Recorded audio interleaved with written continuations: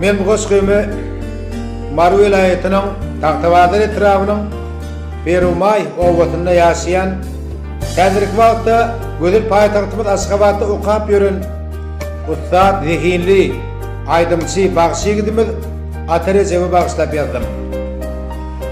Tetin ak geljege süýgü dörediýe. Dünýätiň sen döwür Atarejebim Zehin saňa aşyk bolup berediýe. Ýagtylyk sen ömür Atarejebim.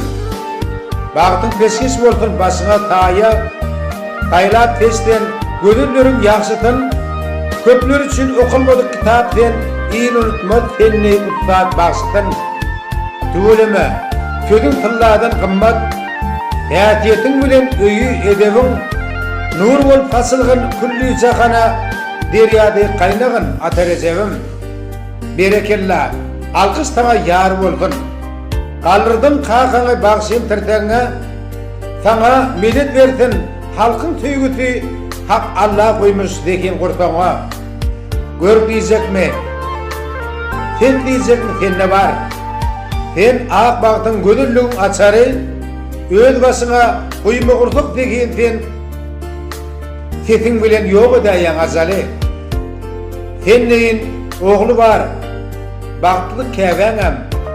Sen Türkmenin atlı halal toprağı ovarında bari küçük keramet ketin bilen tartıryanla kukurağıy. Ovarında bir nemelim zadı var.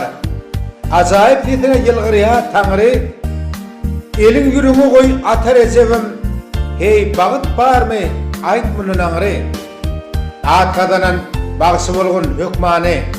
Halkın yüreğini basırgın giyirden inni senin ya dünya hiç gelmedi ögdügümden anan yıkıtak birden setin bilen bağlı Türkmenistan'ı sığırlan sen üçün göğyaki derya algam zami dine tağa gönügün övredilen yali sen taraf var ya hatta zana derman bakşıp ovadın dünya tarihinde adımı koygun hiç unutma şu tölüme her fırsat bayi da garibi da den gözle görgün arzuğum elmidam şahirin bolmak sonku demet seni vakfın yetirin Allah emin etti Atarejebim peygamber toyma seni getirin